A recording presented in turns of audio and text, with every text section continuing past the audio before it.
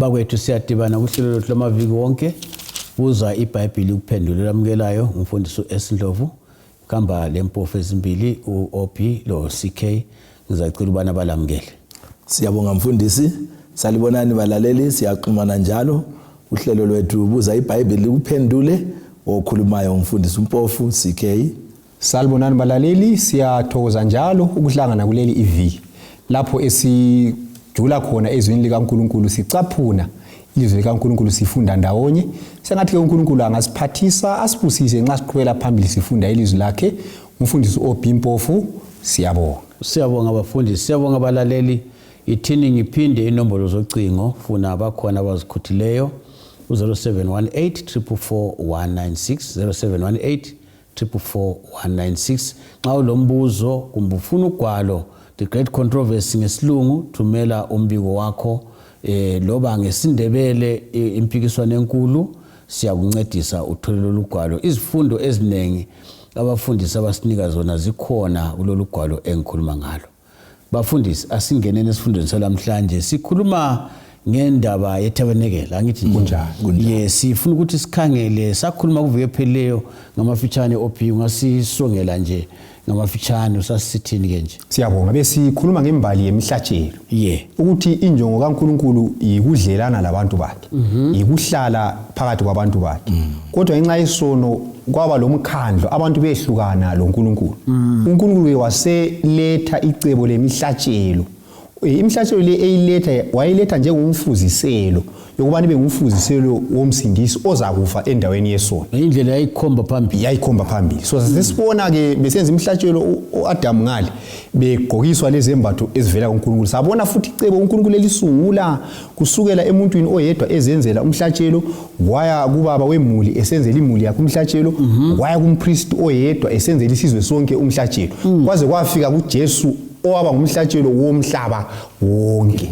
So khona phana ke kuGenesis uNkulunkulu ungenisa indaba yeTabernacle ngokusivezela imihlatshelo eyayikhomba uJesu. Siyabonga mfundisi CK uhlu incamuleli inkonyane ngokuthi uchasise ngesifiso sikaNkulunkulu esikhulu kakhulu nxa sikhangela incwadi kaEsodus sesike sayibala kuveke lipheleyo. Siyabonga mfundisi wami ukubana ke kade sisesikhangela isigaba sokubana ke kungani uNkulunkulu waletha icebo leTabernacle.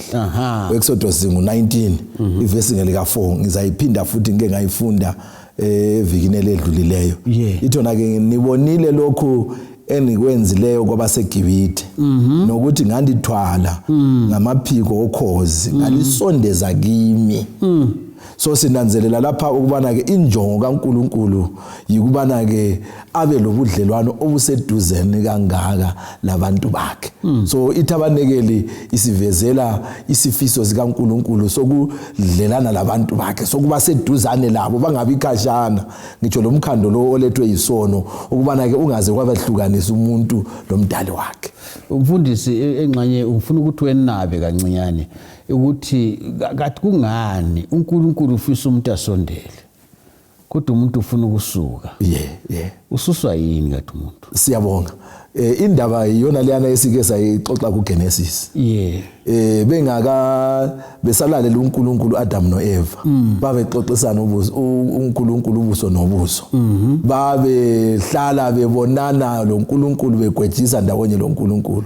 Kodwa ngenxa yokuthi bayekela ukulalela uNkulunkulu badla okwasihlalo kwawuthi bangasidli. Bathe sebesimuza uNkulunkulu esesiza ukuzokhulumisana labo babaleka. Okwenza abantu izikhathi eziningi sifuna ukumbalekela uNkulunkulu yena efuna ukuba lathi kungenxa yezono zethu ukungamlaleli ukungenzi intando kaNkulunkulu senze esikufunayo. Mina phela kunhlupha mfundisi ngabamba umlomo ukuthi anti ufuna ukusibangula kunjalo ameva sihlabile. Yebo nendaba sibaleka lameva ngizakunika isibonelo esilula kunjalo belalele lapho ukuthi khathesi wena ungathi lapha senhlabi inkalakathe enkomo la awubizozwayo kunjalo kodwa ungathi buyani lapha sikhuleke abantu ababuyi mfundisi wami. So ngikho ngizama ukudinga ukuthi kanti kungani umuntu khanya nje uNkulunkulu nje hayi kodwa kunye lokhu babuya begijima. Uyakhumbula mfundisi nxa sasiselusa laphana sisahamba ngenyawo ngezika Adam. Awusithi ungahlatshwa ngameva. kube buhlungu ekuhambeni abadala baze bakubambisane ukuze bakubangule ameva wona lapho bakubophe ngemcilo kunjalo le ndaba yesono mfundisi wami njalo sibili uNkulunkulu yena ufuna ukusibangula ukuthi asingisize kodwa ke thina siyambalekela singakwazi ukuthi wawusithi nxa usukhitshwa ameva ngemva kokubana ke sibekubophela sucelesa sukhululeka so uNkulunkulu kwakufunayo khona kodwa thina siyambalekela wathi uyiqedise mfundisi khona phana ku25 verse 8 indaba yokwakhiwa kwethabanekele bengicabanga ukuthi ngoza ithatha laphana asiyabonga alright ngingayifunda lapho ungayifunda lapho ithi yona ngabangenzele indlu uze ngihlale phakathi kwabo amanye amabhayibheli athi ngabangenzele ithabanekele uze ngihlale phakathi kwabo so lokho kugcizelela khona pha senkangala lapha mfundisi kunjani babe sehambweni lokusuka eGibhite besiya eKenani so lapha sinanzelela ukuthi uNkulunkulu lokho eveza ke isifiso sakhe ukuthi uyafisa ukuhlala phakathi kwabantu bakhe so uzathi lapha ke ngenzelani indlu ukuze ngihlale phakathi kwenu so lapha sibona ukuthi uNkulunkulu ofisa ukuthi abe seduze labantu bakhe uNkulunkulu wobudlelwano so indaba yethabanekeli nxa sifunda ngayo uNkulunkulu ulungisa indaba yesono ukuze abantu babe munye laye ngoba sibone ukuthi isono yiso esehlukanisa abantu loNkulunkulu so indaba yethabanekeli uNkulunkulu uthi yakhanithabanekeli ngifuna ukuhlala phakathi kwenu ngilungisise ngilibangule kuhlupho lwenu lwesono ukuze sibuyisane sibe ndawonye njalo so yindaba eveza ukuthi uNkulunkulu uyalangatha kangaka ukuthi ahlale lathi abe lobudlelwano lathi njengabantu abanye nginceda mina mfundisi kungenzakala yini ukuthi ezinye izizwe zilabo uNkulunkulu abangasondele ebantwini ngizama ukubona ukuthi nxa sikhuluma ngoNkulunkulu asikhulumi ngomuntu ngokuthi usezingeni lethu uphezulu kwezidalwa zakhe kunjalo kodwa uthi ngifuna ukuhlala ungakuchasisa kanjani khonokho kusitshengisani ikakhulu nxa singacabanga ukuthi ezinye izizwe mhlawumbe labo uNkulunkulu labo abesabekayo kunjalo abaqaqambayo ukuthi akumelanga usondele eduze uyalimala siyabona so lapha sivezelwa umahluko omkhulu ukaNkulunkulu wethu labanye nxa iBhayibheli iyaveza ukuthi uNkulunkulu uluthando uNkulunkulu uyasithanda uNkulunkulu ophakemeyo abafundi beBhayibheli bathi uphakeme kodwa uyangena ebantwini so ephakeme enjalo uyaphinda futhi azehlise angene ebantwini ahlale labantu bakhe abanye uNkulunkulu vele kuyazila ukuthi uNkulunkulu sebantwini embalini nje eyesikristu okunye okwenza ukuthi abantu bangamukeli uJesu ukuthi eyinye inkolo eyamaGriki labanye amafilosofa yayisithi yona ayibuthuthu uNkulunkulu vele ngeke ahlale labantu ibuthutha lo babekubala njengobuthuthu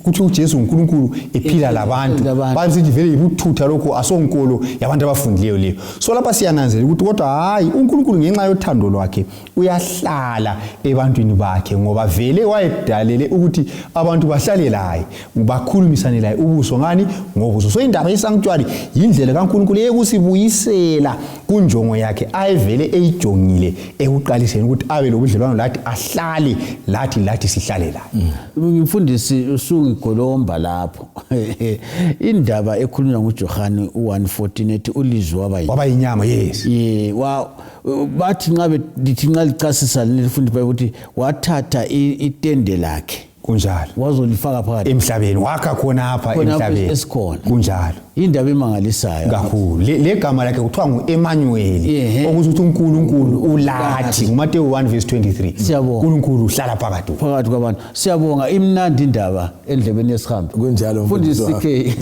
nxa sikhangela lindaba yosindiso kuGenesis 15:13 isifundisani ngendaba yethabanekeli lecebo losindiso siyabonga mfundisi wami sizafunda kuGenesis 15:13 iBhayibheli lithi lona ke wathi kuAbraham yazisisa ukuthi inzalo yakho iza kuba ngumfokazi ezweni elingayisilo elayo ibe yizigqili icindezelwe iminyaka engamakhulu amane So sinanzelela lapho ukuthi uNkulunkulu nxa eqhubekelisa phambili imfundiso ngecebo losindiso ngetabanekele abantwana baka Abraham abantwana bakwa Israel base bekhohliwe icebo losindiso ngenxa yokuthi babehlala elizweni elingayisilo lakibo okweminyaka engamakhulu amane.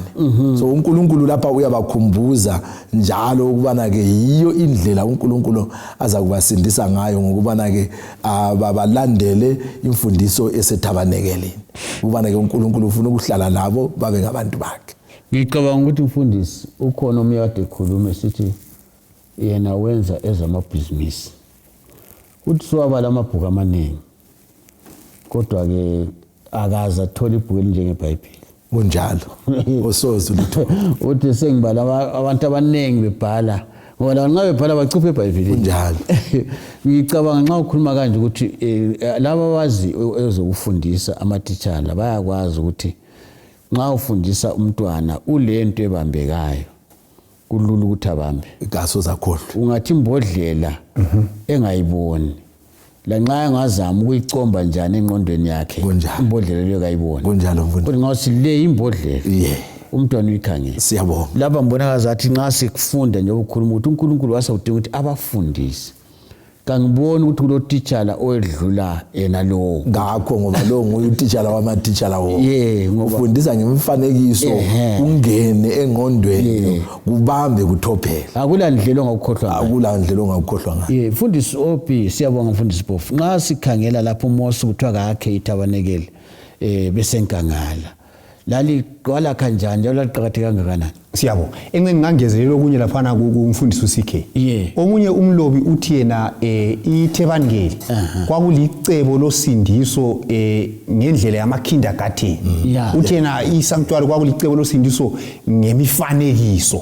So nxa sikhuluma indaba yethebangeli sikhuluma ngendlela kaNkulunkulu njengotitshala omkhulu kunjalo esebenzisa imifanekiso ukwenza ukuthi abantu labana basebehlala 400 years bekhonza izithombe kube lula ukuthi benze njani bazwisise icebo lani losindiso. Nxa ukhangela lapha uSudas ngu25 ivesi ngu9 ungalandela futhi kumaHebheru ngu1 kumaHebheru ngu8 ivesi ngu1 lo2 lo5 amaHebheru ngu8 ivesi ngu1 lo2 lo5 uvesi 9 kaExodus 25 uthi yena ulakhe kuhambelana lalokho engikutshengise khona ngomfanekiso wethebangeli ngitsho lazo zonke izinto eziphakathi kwalo ngaleyo ndlela uzakulenza. So uNkulunkulu nxa esetshele uMose kuvesi ngu8 uthi ngifuna lingakhele ithebangeli abe semtshela ukuthi Moses nxa lisakha ube leqiniso ukuthi liyakha ngendlela yomfanekiso engikutshengise wona kuthebangeli lisezulwini. Abafundi beBhayibheli bathi bona igama elisetshenziswa laphana ukuthi engikutshengise khona ligama elithi ukuthi uMoses waphiwa umbono watshengiswa ithebangeli lisezulwini wasebonisa ukuthi wasevezela ukuthi ithebangeli leli elisemhlabeni kumele lilakhe kanje. So uMoses ngezindlela waphiwa esingakuthina kuthiwa yimodel watshengisa ukuthi okuyi original okuyikho ongokoqobo yilokho emhlabeni ngapho lizakwakha okungumfanekiso wakhona yikho sikubona. So lapha kulento esizifundayo la okwakuqala ukuthi ezulwini kulethebangeli eliyilo ithebangeli eleqiniso elemhlabeni leli lalingumfuziselo wethebangeli lasezulwini. umaHebheru ngu8 ngalivesi ngu1 lo2 ithi ithebangeli lasezulwini lakhiwa nguNkulunkulu hatshi ngabantu. So ngezindlela siyafunda lapho ukuthi uNkulunkulu sithi kakwakhiwe ithebangeli wayesithi eqhelise lokho kusezulwini kubuye emhlabeni ukuze kube seduze labantu bakufunde bekukhangele ngamehlo. So ezulwini kulethebangeli eliyilo ioriginal leli elisemhlabeni esikhuluma ngalo lapha lalingumfuziselo uNkulunkulu eveza icebo losindiso emhlabeni ngethebangeli leli elingumfanekiso kumbe elingumfuziselo.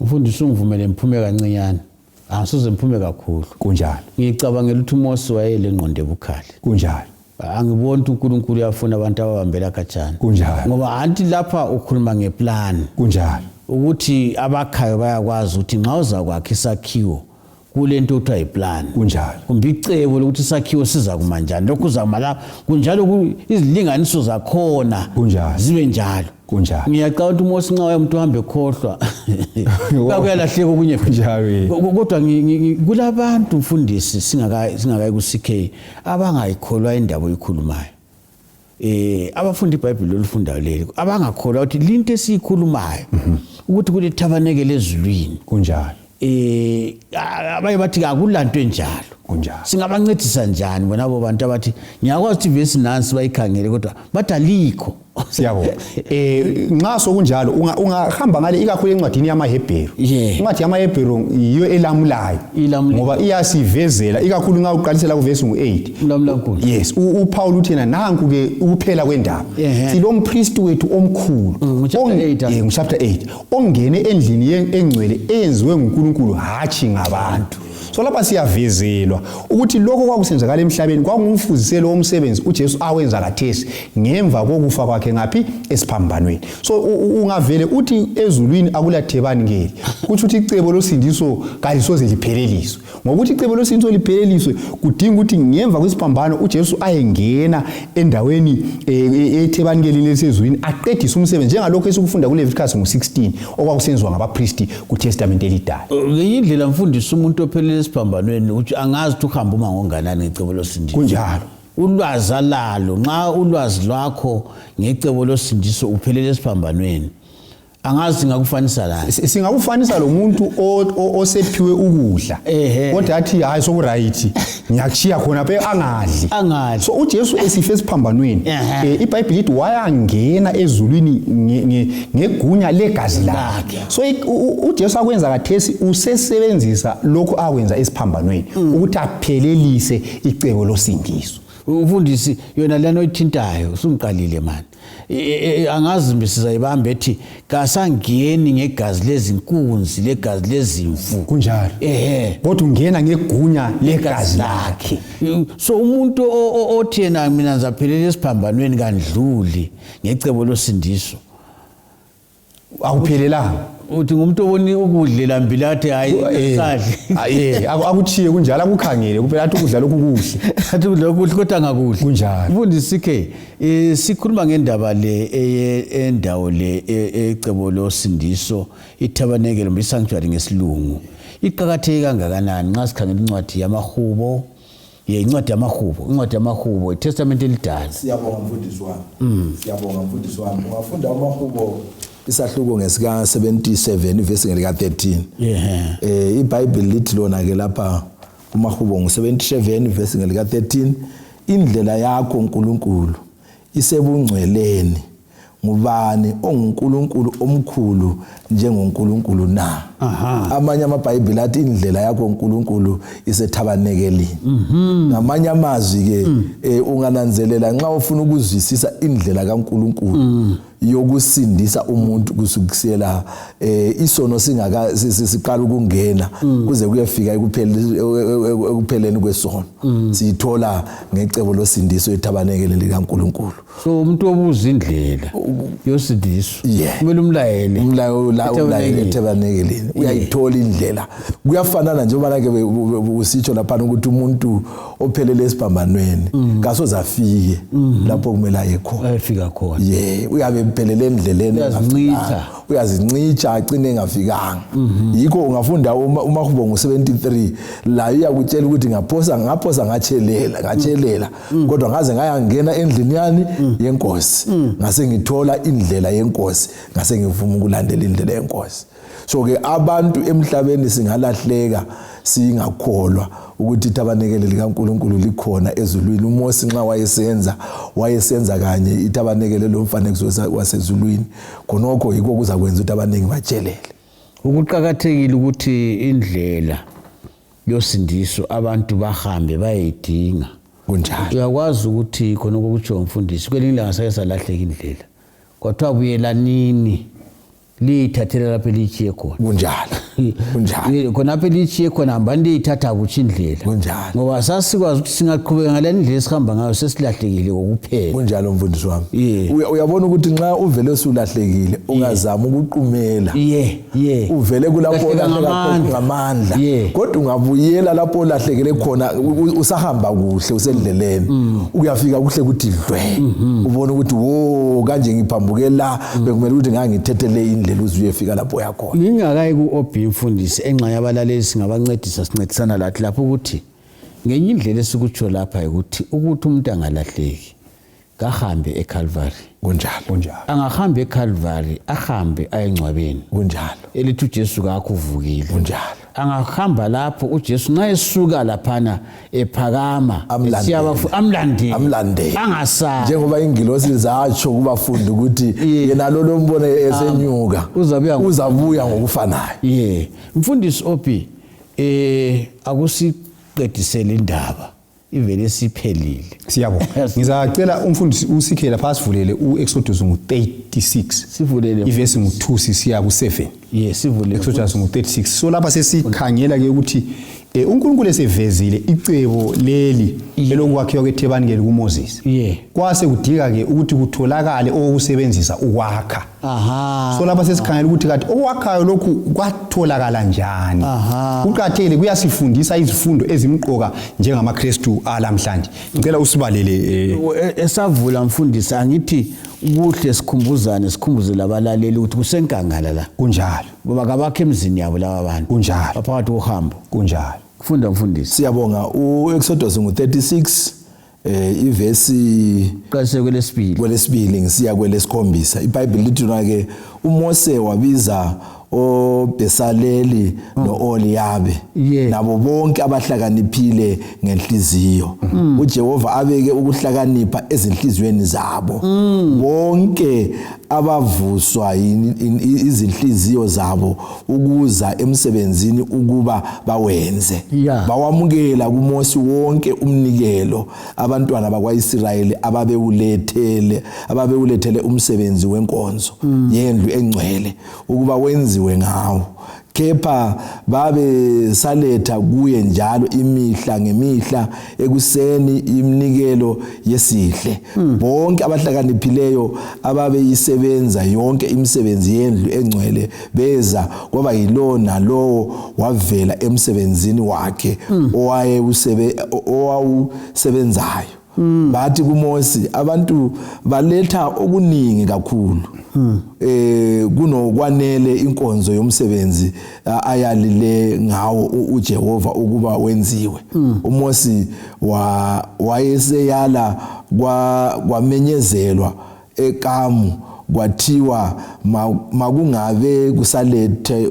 kusasetshenzwa ngizayiphinda futhi lapha ivesi ngelika 6 uMose wayeselaya kwamenyezelwa eKhamu kwathiwa makungabe kusasetshenzwa ngowesilisa nangowesifazana omunye umsebenzi womnikelo wendlu engcwele basebevinjelwa abantu ukuletha be7 okwase kwenziwe kwakwanele wonke umsebenzi obuya kwenziwa futhi kwasala siyabonga so lapha indaba ethintayo ibandla leli kuthiwa lanikela baze bamiswa ngifuna lowo moya mfundisi akundingele wona wathwesela ukulethile lapha sokusedlula lokho kunjani okufunakalayo akundingele lowo moya mfundisi kunjalo so yili bandla esilifisayo leli esilikhangeleleyo ibandla elisemaphutsheni ethu ibandla elizanikela kuze kuthi umsebenzi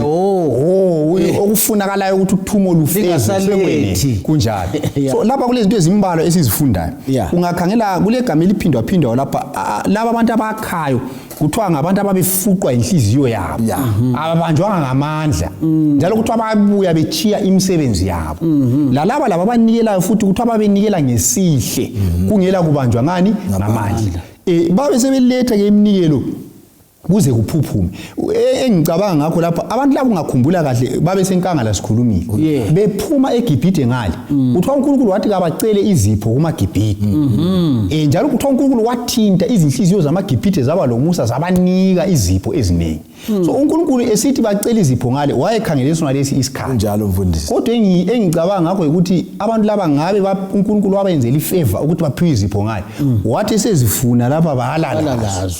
Antu yebona indaba babe lelungelo lokwalala babe lelungelo kodwa kuthiwa ngokuthanda kwabo ngokufisa kwabo ngesihle baletha izipho. Kwesinye isikhathi lathi uNkulunkulu uyasenzela umusa ezikhathini zalamhlanje ukuthi sithole sibusiswe ngezinto lezi kumbe ngenzuzo. Nxa sesithi uyayifuna emsebenzini wakhe abaningi siyalalayo sivile sesikhohle ukuthi sibusiselwe ukuthi sifeze ini uthumo. So iThebanikeli lakhiwa ngezipho ezilethwe ngesihle ezagcwala zazi zaphuphuma. So ngitsho lasemsebenzini kaNkulunkulu uNkulunkulu ukhangelela abantu abafuqwa luthando lukaJesu abafuqwa yilokhu uJesu akwenza eCalvary ukuthi balethe emnikelo banikele kuze kuphuphume. Sengathi uNkulunkulu angawuletha lowo moya kulomhlabelelo othi ngiyawufuna lowo moya wasendulo.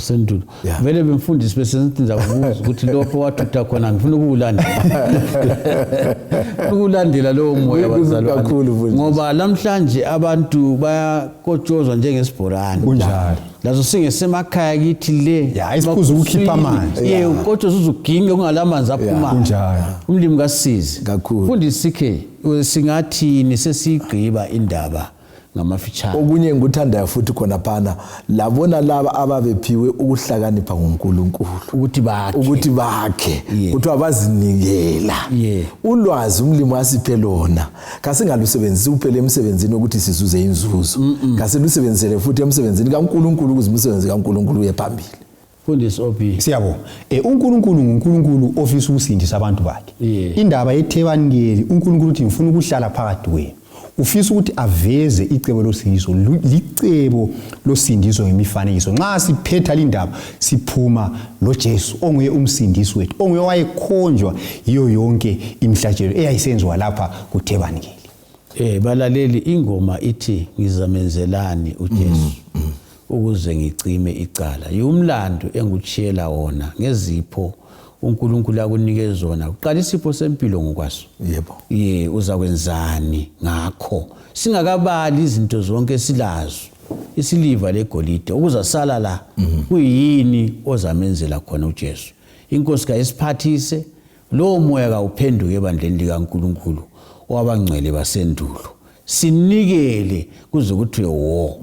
Kasidibane njalo uvikelisayo isikhathi esifana nayo endaweni efanayo sikhangela indaba yeThabanikeli. Siyabonga.